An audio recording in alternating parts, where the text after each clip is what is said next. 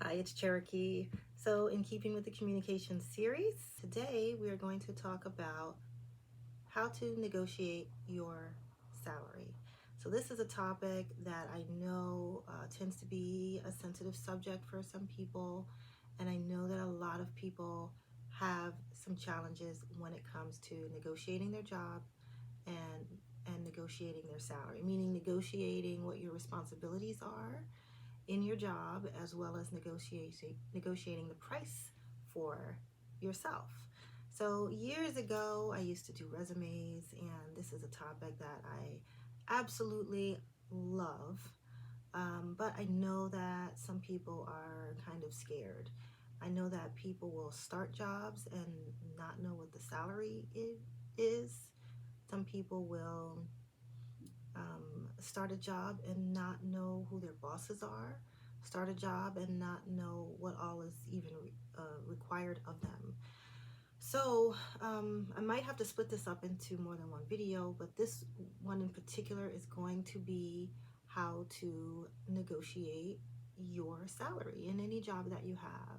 Negotiating your salary will always start with your value in what you do. How do you value your own self and your own time in any job that you're in? So let's say you're a cashier, for example, and you've been working as a cashier for 1 or 2 years. And usually cashier could be on the lower side of the pay scale, but in any job, you could be a cashier, you could be a housekeeper, you could be someone who works in the kitchen. It doesn't matter. Whatever job you have, it's important to do that to the best of your ability. Why? Because whatever it is that you are doing represents you as a person, as a worker. And when it comes time to move out of positions or to ask for more money or to get a higher paying position, people will always default to what kind of worker is this person currently. One of the things that I see happen is that people undervalue their own selves and their own positions, especially if they're in a low paying job. And so if you are, let's say you're working housekeeping, right? There are some housekeepers who are killing it. They keep things neat and clean and organized, and they have very high standards of cleanliness when they are working. And then there's some housekeepers that act like they do not care. They're just here to collect a paycheck. And trust and believe me, it is noticed. People take notice when there are good housekeepers, and they take notice when they are not. And they will request the ones who are good to come back. Okay? The good thing about being really good about what you do, it doesn't matter what kind of job it is that you can always point to your level of work as a leg to stand on. And let's say you've been working in, let's say as a cashier or housekeeping or something like that, and it's been like a year or two. You can ask for a raise, especially if you're around other people that you know are not doing their part. You will stand out like a sore thumb. Your bosses will come to rely on you. And so even if the job is a low paying job, never underestimate your value. This is important when negotiating your salary, either with your existing company or if you'd like to go somewhere else. So let's say you're in like a low paying job, for example, right? And you don't really like it. You're just taking it to have money, and you know this is not where you're going to end up the rest of your days. But let's say it's like a cashier, right? Let's say you're working as a cashier, and you have to be meticulous as a cashier because you have to cash out, but or you have to pay. But let's say you'd like a higher paying job. You can go from a cashier to a bank teller, and then a bank teller to an accountant. There's ways to level up in whatever field that you are in, but it starts with your feelings of self-worth. How much do you value yourself and your time? So when you're working at any company, value the time that you are putting in and let that be reflected in the output of your work. That means that no matter what you are doing, you should always keep your standards very high. And if you really hate cleaning that much, there are many other jobs that are of similar status that may not be cleaning. Maybe you like cooking. Maybe you can work in the kitchen, or something like that. Try to pick something that at least is doable for you. Something that maybe it's not your ultimate love or passion, but something that you don't despise and hate or feel ashamed of. Okay, so that being said, once you are in a position where you value yourself, you value your time, and you know the value that you contribute to the organization or the people that you're working for, you want to always know what the range of salaries are for your particular field of interest. For example, I used to be an administrative assistant, and in that job, the starting salary is essentially a livable wage. And there's a lot of opportunity for growth and development. Like anything, you take your craft seriously and you keep practicing and learning and leveling up with your skills and your equipment and your software programs and things like that. And you can go very far. Now, back in the 90s, before the economic shift, you could make up to 90 grand being an administrative assistant. And after the economic shift, now the economic shift was partially due to a lot of people finishing college, not really going into their field of choice, and taking other options like secretarial, like someplace in the secretarial world. So it could be like an accounts payable, receivable, billing, um, an out-and-out administrative assistant, any of those kind of things, because it's a livable wage. You can be pretty comfortable on that salary. And so, but it wasn't really their passion, and it certainly isn't what they went to school for. And so when those individuals began to flood into the executive assistant roles, then you saw a decrease in the salaries and an increase in work expectation. In other words, there was a lot more work for a lot less pay. And this happened because there was a lot of people to fill the demand, and also it was people that didn't really take it so seriously because they didn't know, it wasn't their field, so they didn't have any idea of what to ask or what to expect. And it ended up in this really lopsided kind of shift in that particular field. So the salaries went down and the requirements went up.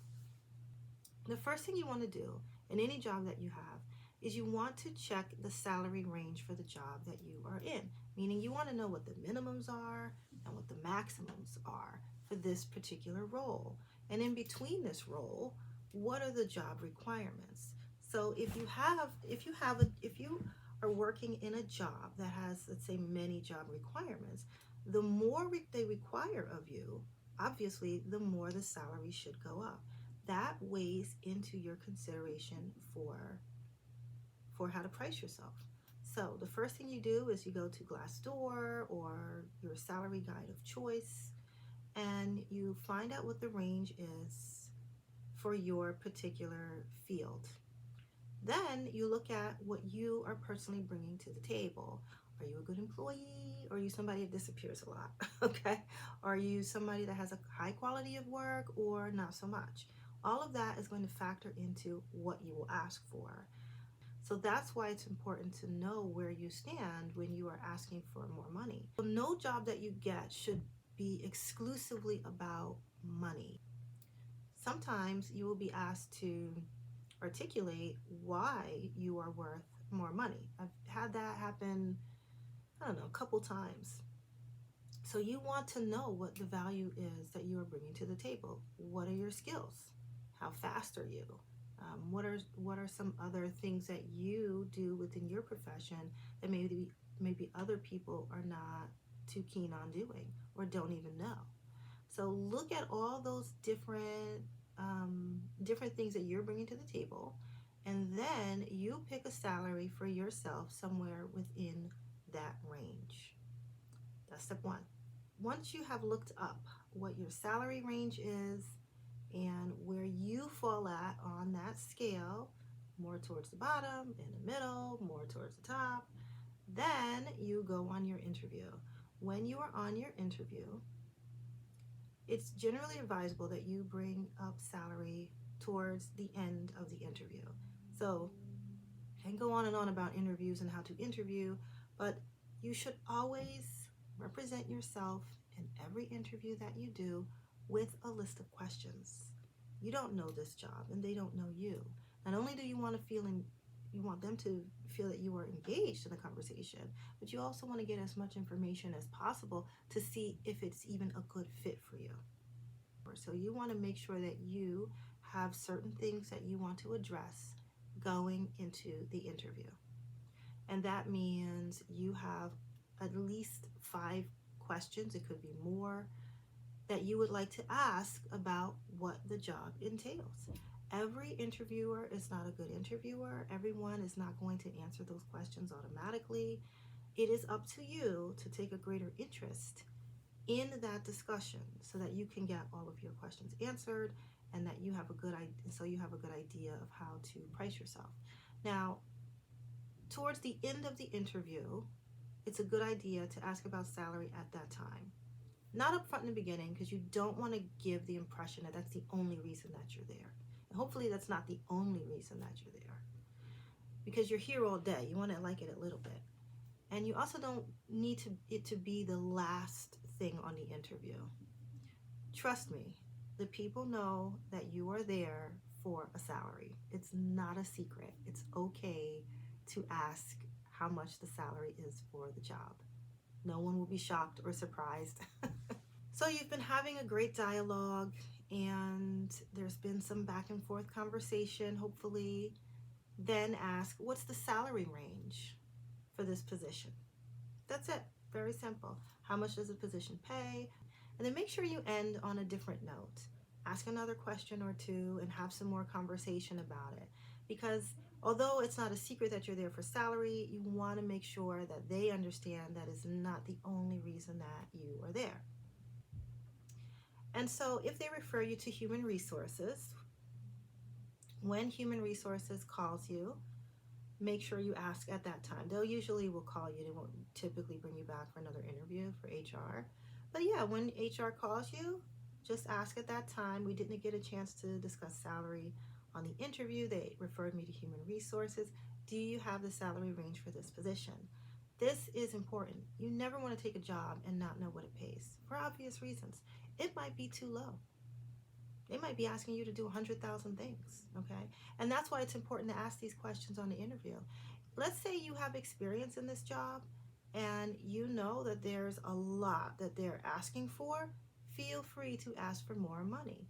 When you discuss your salary, either with the person doing the interview or with human resources, this is the time to say, I talked with so-and-so on the interview, and they mentioned many of the standard procedures for this particular role. However, they also mentioned they'd like me to do fill in the blank. It could be this whole other job. This is why doing your research is important. And asking questions on the interview is important. What if it's this whole other job? Well, that requires more money, should it not? So just consider those things when you are negotiating your salary. And this is how you can come away with the salary that you want, feeling comfortable with the job that you have and the requirements, so that you don't have resentful feelings, that you don't want to take a job and then find out that they're asking for too much and not enough pay. That's the worst thing. And so then you feel like you want to leave, But all those problems can be avoided with open communication. Ask these questions on the interview. Formulate your questions in advance so you can have a nice, healthy discussion about the roles and responsibilities and the salary. And if the salary is not what you want, feel free to use that healthy, robust conversation about the roles and responsibilities in your salary negotiation. And it could be simple as this. Oh, I was expecting a little more. I know that the salary range for this position is, is between $10 and $15. Can you at least meet the minimum? Or, my last job was $17. Are you willing to meet that? Because I noticed that you wanted me to do some other responsibilities that are outside of the role of this job, and they're not listed in the salary description. Right? Those are the kinds of things that you can use to advocate for yourself. And this is important to do before you get the job. After you get the job, if you find out there's way too much work and not enough pay, it's going to be far harder to negotiate at that time. You could, I would do it as soon as possible, but it's a much smoother process. It's a much smoother process if you do all of your questions and salary negotiations up front before you get hired for the job. So that way, this is a way to ensure that you have a smoother transition into the company of your choice. So if you have any questions about this, leave a comment, let me know. I love this topic. Working in the workplace, dealing with different people and roles and responsibilities is my thing. So yeah, feel free to ask a question if you have one. Otherwise, I hope you got something out of this video. Take care. I'll see you next time.